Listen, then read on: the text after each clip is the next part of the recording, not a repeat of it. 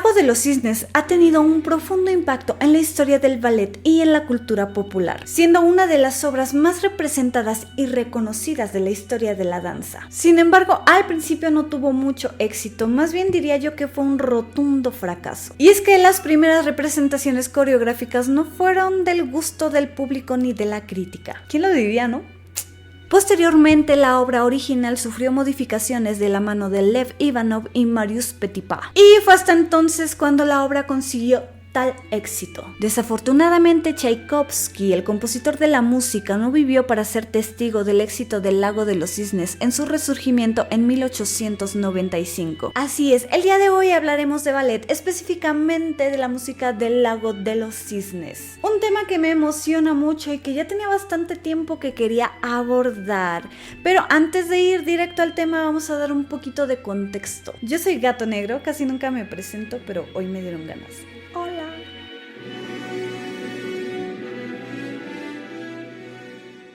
El término ballet proviene del francés derivado del italiano balletto, que es diminutivo de ballo y significa bailar. El ballet clásico nació en las cortes monárquicas europeas como un espectáculo privado de la clase virreinal. La palabra ballet fue utilizada por primera vez por el maestro, coreógrafo y compositor Balthazar de Beaujoyaux, quien montó los primeros ballets en 1572 para la hija de Catalina de Medicis y en 1573 para la celebración del nombramiento del duque Zhongyu como rey de Polonia, introduciendo las artes italianas en las cortes francesas. Entonces, el ballet nació en la Italia del Renacimiento, pero es escenificado e identificado como tal en Francia. Es donde realmente surge como una profesión. En 1661 se fundó en Francia la Academia Nacional de Danza. A través de esta, Luis XIV institucionaliza el ballet, siendo la primera escuela de danza en la que se daría inicio a la formación basada en el control total y absoluto del cuerpo. Y a ver, aquí algo que me llamó la atención es que Luis XIV fue un destacado bailarín y un gran entusiasta del ballet. Básicamente con él nace el ballet. Este deja de ser una danza social para convertirse en una danza escénica y subir al escenario. Siendo él mismo bailarín, el rey participó en las representaciones escénicas y alentó a la más alta calidad en todos los aspectos de una producción. Y fue durante este periodo que el ballet se introdujo en el marco regular de la ópera. Ahora, entre 1710 y 1756, el ballet era considerado una disciplina masculina, debido a su estrecha conexión con el teatro, que tenía igual connotación. Estaba prohibido que las mujeres bailaran, así que los hombres ejecutaban los roles femeninos. Fue con el ballet romántico, que surge a principios del siglo XIX, que las mujeres toman fuerza en este arte. Las bailarinas se convirtieron en el símbolo que resumía el ideal de belleza femenino de la época. Una mujer delicada, formal y refinada. Fue Madame Gosselin quien innova la danza bailando sobre la punta de los pies. Pero a Marita Gligioni se le atribuye ser la primera bailarina en bailar en puntas en un ballet de forma completa, en La Sífide, popularizando esta técnica. Disculpen mi pronunciación, ya me conocen. Las narrativas románticas resaltaban la ligereza, lo etéreo y lo sobrenatural. Entonces, los personajes femeninos a menudo eran hadas, sílfides o seres espirituales. El uso de la gasa y tules como vestuario se debe a la aparición del tutú. Representa un vestido con un corpiño ceñido y una falda larga hasta el tobillo, ligera y vaporosa, que dificultaba la movilidad. Marita Gligioni fundó una nueva estética en la danza. Se le atribuye el desarrollo de la bailarina como una figura flotante en alza y visionaria, con una falda acortada y suelta. Posteriormente, el tutú romántico sube a la altura de las rodillas y es usado por primera vez en el Lago de los Cisnes. Aunado a esto, la zapatilla en punta recrea la ilusión óptica y la sensación física de que la bailarina está flotando sobre el escenario, como un ser semialado o angelical. Algo importante para lograr este efecto es que la bailarina debe pretender y disimular todo gesto, no solo corporal, sino facial, de dolor o incomodidad por el doloroso uso de este tipo de zapatilla, ya que son extremadamente dañinas para los pies, ocasionando no solamente callos, llagas, ampollas y uñeros, sino también deformidades óseas. ¡Ay! Detesto ver pies heridos, sufran conmigo. Y bueno, la vida de una bailarina a menudo estuvo marcada por dificultades económicas, ya que recibían salarios bajos. En el siglo XIX se reclutaba a jóvenes de entornos empobrecidos para que se unieran a escuelas de ballet, separándolos de sus familias y sometidos a duros regímenes de entrenamiento. Además, la obsesión por conseguir un determinado físico llevaba muchas veces a medidas extremas, como dietas restrictivas, ejercicio excesivo, y pasaban la factura al bienestar físico y mental de los bailarines tarde o temprano. Aunque la verdad no estoy muy segura de si eso ha cambiado mucho en la actualidad. Tengo entendido que muchas bailarinas desarrollan desórdenes alimenticios como la anorexia nerviosa o la bulimia, debido a que desean llegar al ideal estético que el ballet requiere. Pero bueno, ahora sí vamos a hablar de música. Tchaikovsky fue un compositor ruso del periodo romántico y uno de los más grandes músicos de la historia. En un principio sus estudios no iban dirigidos a la música, pero tras estudiar derecho y ejercer un tiempo como funcionario de justicia, y gracias a una rica admiradora que le otorgó una beca, el compositor pudo dedicarse por completo a su labor artística. Señor, qué suerte tienen algunos. Durante los 14 años que duró esta ayuda, Tchaikovsky viajó con frecuencia al extranjero para presentar sus obras.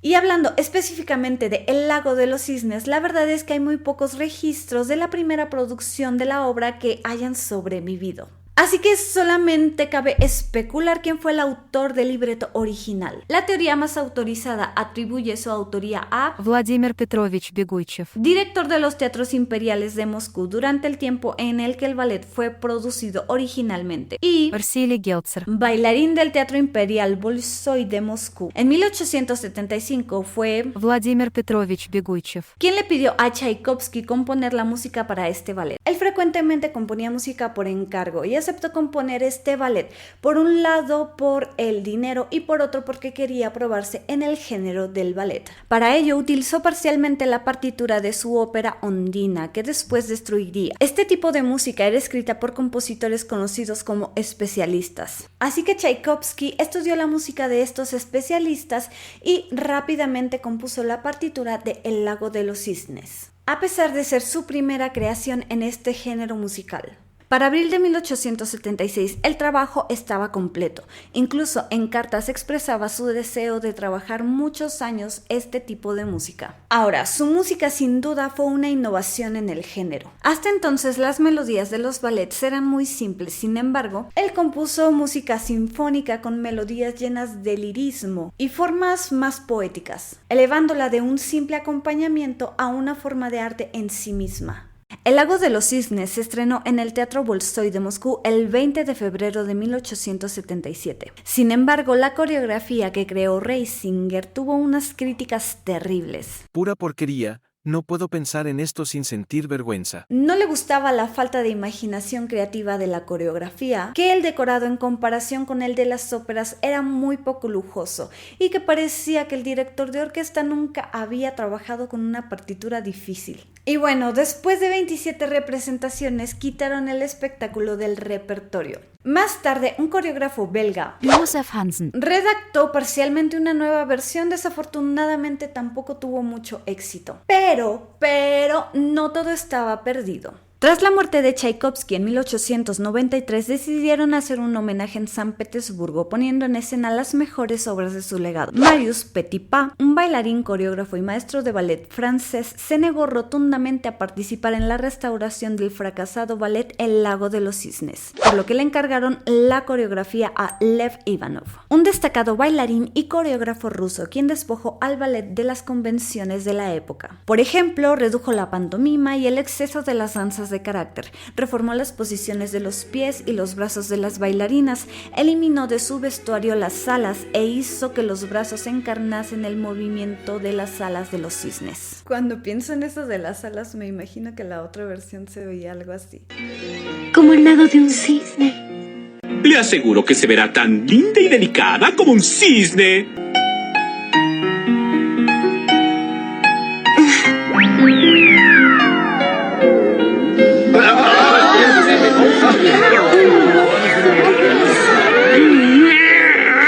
En fin, esto sí que modernizó el ballet dándole una estética romántica y de vanguardia en aquel momento. Por fin, en 1895 se estrenó la versión completa de El lago de los cisnes en el Teatro Mariinsky de San Petersburgo. Para este estreno, ahora sí, el coreógrafo Marius Petipa reformó el libreto y la coreografía del primer y tercer acto. Lev Ivanov hizo la coreografía del segundo y cuarto acto. Así que esta versión se convirtió en la clásica, siendo la base de la mayoría de producciones que se han hecho desde entonces. Esta magnífica música nos traslada a una atmósfera típica del romanticismo, llena de magia, brumas y lugares de ensueño. La historia nos presenta a la princesa Odette, que es víctima de un hechizo que la convierte en cisne y solo durante la noche puede adoptar su forma humana. La única manera de acabar con este hechizo es un juramento de amor eterno.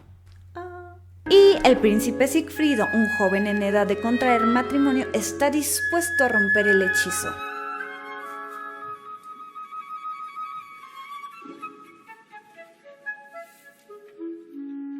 Sin embargo, cuando el brujo nota que Sigfrido puede ser el destinado a romper el hechizo, hace todo lo posible para engañarlo e impedirlo. Tchaikovsky fue pionero en el uso de una estructura sinfónica compleja en el ballet, rompiendo con las fórmulas convencionales del género que prevalecían hasta el siglo XIX. Y es que la partitura no solo acompaña la coreografía, sino que la enriquece y le da profundidad psicológica a los personajes. Tú, aquí, ¿qué haces? Yo soy la reina de los cisnes. Tú eres una reina, entonces yo me digo ante ti. Levántate.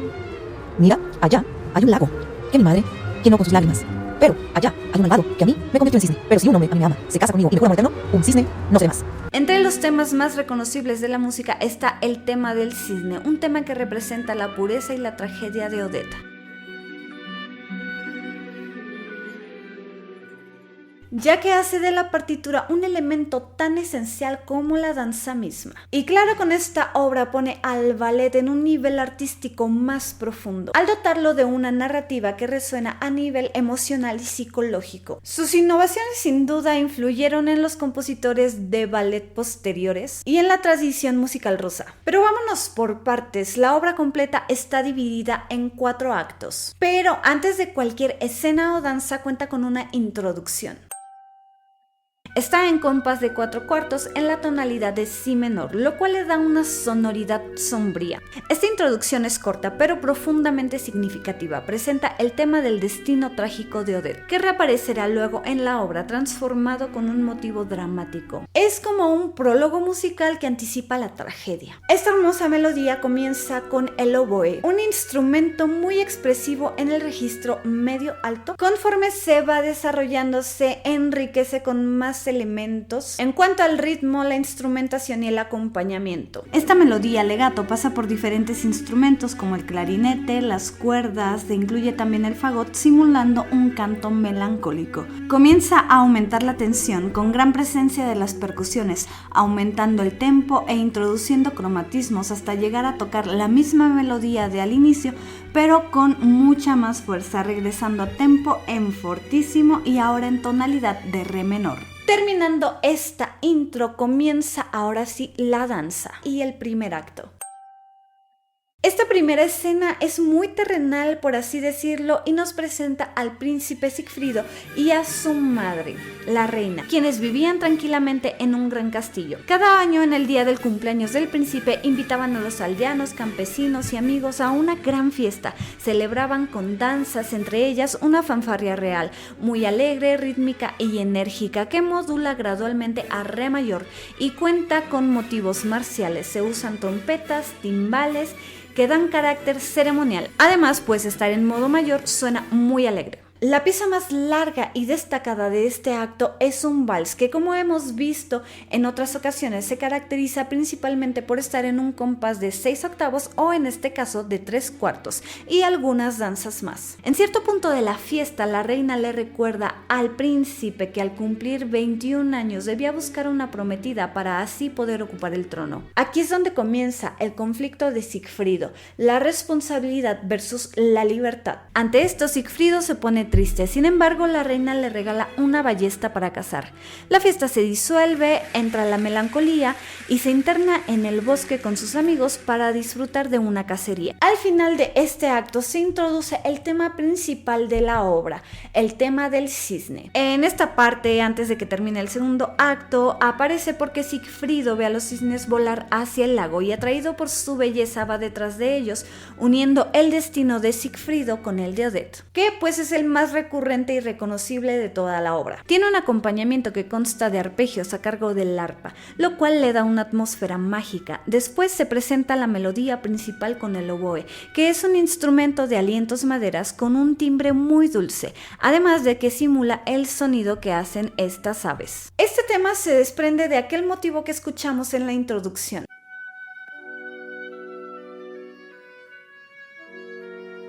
Hay muchas similitudes que indican que es una especie de variación desde el ritmo hasta la selección de notas, solo que cambia el orden en el que las coloca, pero incluso vuelve a la misma tonalidad de si menor. Comenzando con los elementos rítmicos, notaremos que hay tres principales: la blanca, las corcheas y la negra con puntillo. En cuanto a las alturas, en un principio tenemos exactamente las mismas notas de fa sostenido a si. Lo único que cambia es el orden. Ambas melodías comienzan con un fa sostenido blanca, solo que la escala de corcheas descendente se convierte en ascendente.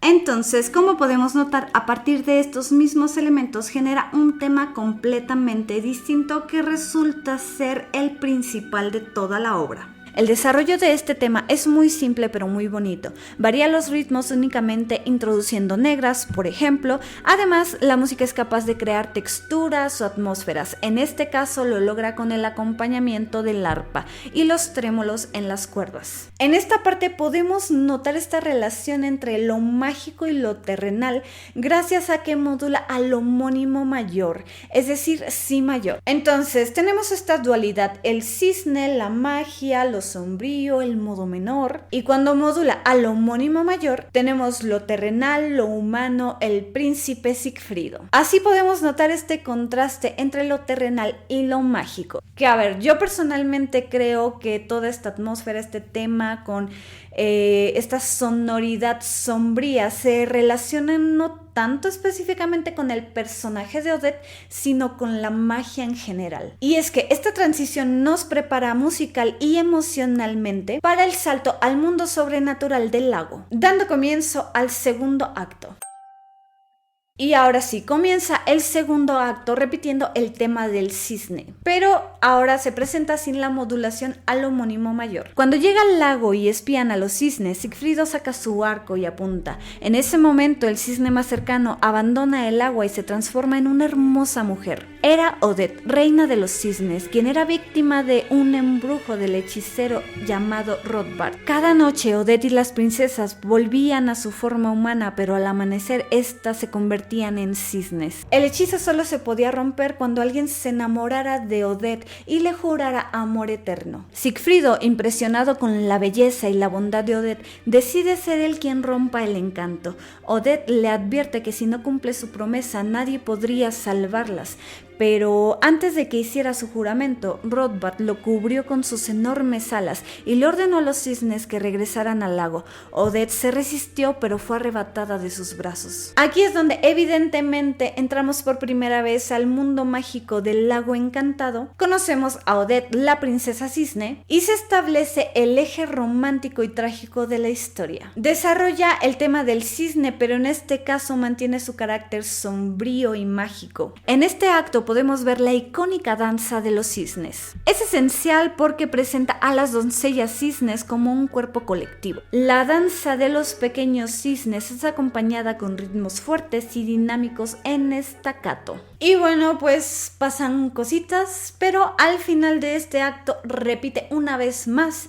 el tema del cisne. Siguiendo con el principio de la repetición y el contraste que mencionamos frecuentemente en este canal. Claramente la repetición la otorga el tema del cisne blanco y el contraste se manifiesta a través de los modos, distinguiendo lo terrenal de lo mágico. Recordemos que este principio le da forma, unidad y coherencia a la música. La noche siguiente, el palacio lucía sus mejores adornos para los invitados al gran baile.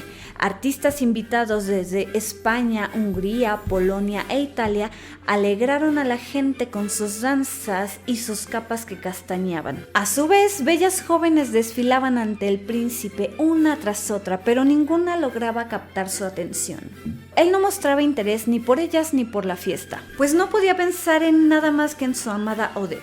Pero es amable con las invitadas solo por obedecer a su madre. En cierto punto el sonido de las trompetas anuncia la llegada de nuevos invitados, entre ellos von Rothbart disfrazado de noble, junto con su hija Odile, es decir, el cisne negro, pero transformada de manera idéntica a Odette. Creyendo que Odette había venido para unirse a él, juntos danzan sin darse cuenta de que la verdadera Odette trataba de llamar su atención desde la ventana para recordarle su promesa. Al haber invitados de distintas nacionalidades, en este acto predominan las danzas de carácter. Uno de los momentos más importantes de este acto es el pas de deux del cisne negro. Es decir, cuando Odile seduce al príncipe. El príncipe está tan cautivado que le jura amor eterno a Odile. Desde ese momento, ella es su prometida, condenando a Odette a ser para siempre la prisionera de Rothbart. ¿Por qué? ¿Por qué? ¿Por qué? Sin embargo, Sigfrido descubre el engaño y va desesperado hacia el lago para disculparse. Y llegamos por fin al acto 4, que me parece que es el más cortito. Cuando Odette regresa sola al bosque y los cisnes ven sus lágrimas, se dan cuenta de que nunca escaparán del hechizo. Mientras los cisnes trataban de calmar a Odette, Sigfrido aparece y pide perdón. Rothbart ataca al príncipe y este lucha valientemente. Y en un momento, cuando Rothbart se distrae, Odette besa a Sigfrido por última vez, trepa las rocas y se lanza al vacío, prefiriendo la muerte antes que el maleficio eterno. Sigfrido la sigue, liberando así a los cisnes. No, llévenme a mí. Si bien la versión original termina con la muerte de Odette y Sigfrido, varios finales alternativos han surgido a lo largo de los años. Y claro, algunos de estos son finales felices, incluyendo el triunfo del amor sobre el mal. ¡El poder del amor! O sea, ante la fuerza del amor, la magia de Rothbart desaparece y Odette y Sigfrido con alegría reciben los primeros rayos del sol. La obra cierra con el tema del cisne blanco, pero ahora y creo que por única vez en tonalidad de la menor y con modificaciones evidentes en el acompañamiento. En conclusión, como vimos a lo largo de todo el video, el tema del cisne se repite en diferentes partes en los 4 actos. Es el más famoso y reconocible de toda la obra. Sin duda es una obra simplemente hermosa que ha trascendido a lo largo de los años. Y eso era todo lo que quería decir. Con esta explicación ya puedes ir al ballet a figurar. Yo lo apruebo. Lo mismo hice yo hace algunos días y les grabé un mini vlog para mi otro canal, Gato Negro Random, por si gustan ir a verlo. Con eso termina este video, espero que les haya gustado. Si fue así, por favor no se olviden de dejarme un like, suscribirse, activar las notificaciones ni de compartir. Tampoco de seguirme en todas mis redes sociales, se los agradecería muchísimo. Sobre todo en Instagram, que es donde me mantengo un poquito más activa y podemos ser amiguitos. Como ya lo saben, nunca he sabido manejar mis redes sociales y siempre estoy probando cosas nuevas y luego me arrepiento y luego no y así. Pero ahorita estoy siendo muy constante con la poesía, tanto en el otro canal como en mis redes sociales, Facebook, Instagram y TikTok. Por si les interesan esos temas, a veces también subo datos curiosos de música. La verdad es que no sé cómo voy a seguir manejando este formato de video corto, me cuesta mucho trabajo hasta la fecha. Algún día lo voy a dominar cuando ya no esté de moda, supongo. Bueno, eso era lo que les quería decir, por si les interesa, por allá los espero. Ahora sí, me despido, los saluda Gato Negro, adiós.